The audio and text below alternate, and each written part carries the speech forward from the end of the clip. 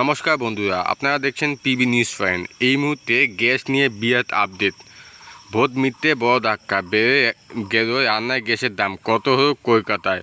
কলকাতায় ভোট মিটতে বাড়ল বাণিজ্য গ্যাসের দাম। কলকাতায় বাণিজ্য গ্যাসের দাম বাড়ল 994 টাকা। কলকাতা আগে বাণিজ্য গ্যাসের দামে ছিল 2208 টাকা। কলকাতায় বাণিজ্য গ্যাসের দাম বেড়ে দাঁড়ালো 3202 টাকা। দিল্লি মুম্বাই বাণিজ্য গ্যাসের দাম বেড়েছে 993 টাকা। চেন্নাইয়ে বাণিজ্য গ্যাসের দাম বেড়েছে 990 টাকা। আজ থেকে বর্ধিত দাম কার্যকর। যদিও ঘরোয়া রান্না গ্যাসের দাম অপরিবর্তিতই হয়েছে।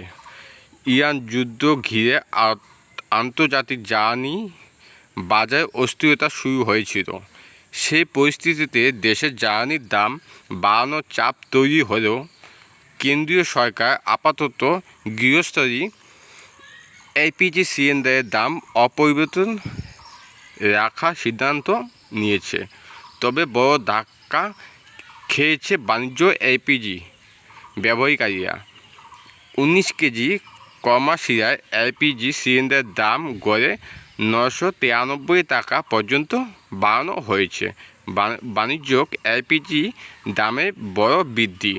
নতুন সংশোধিত দামে দিতে 19 কেজি কমার্শিয়াল এলপিজি সিলিন্ডারের দাম বেড়ে হয়েছে 3071.50 পয়সা।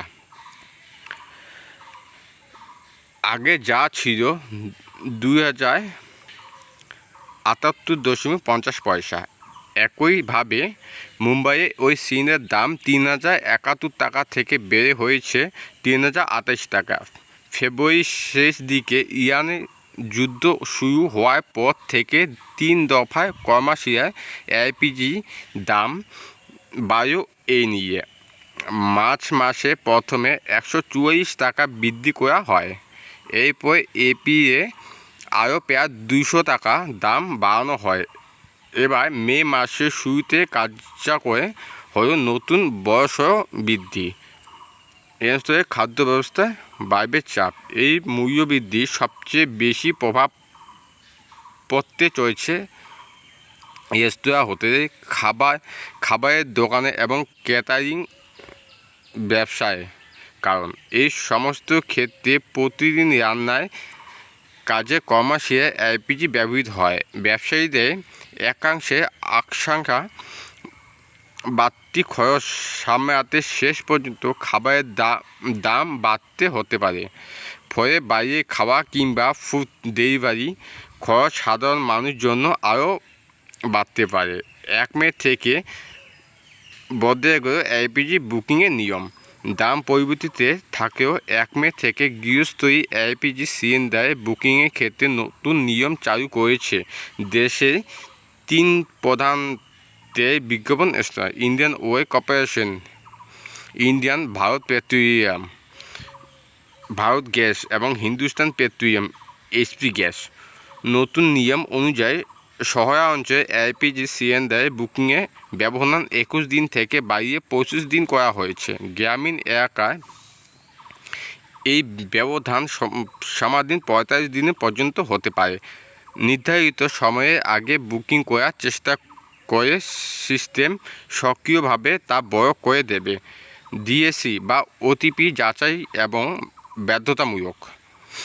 নতুন নির্দেশিকা ডেলিভারি অথরাইজেশন কোড ডিএসি বাধ্যতামূলক করা হয়েছে। ফলে শুধুমাত্র নীল বই বা পুরনো রসিদ দেখিয়ে আর সিলিন্ডার নেওয়া যাবে না। এখন থেকে রিফিল বুক করার পর গ্রাহকদের রেজিস্টার মোবাইল নম্বরে একটি ওটিপি পাঠানো হবে। সেই ওটিপি দেখানোর পরেই ডেলিভারি সম্পূর্ণ হবে। তেল সংস্থাগুলির দাবি, এই ব্যবস্থার ফলে ভুয়া ডেলিভারি ও অন্য নিয়ম অনেকটাই কমবে এবং প্রকৃত গ্রাহকদের কাছে সিলিন্ডার পৌঁছানো নিশ্চিত করা যাবে। তো বন্ধুরা, এইরকম আরও নিত্য নতুন ভিডিও পেতে অবশ্যই পেজটিকে লাইক, কমেন্ট, শেয়ার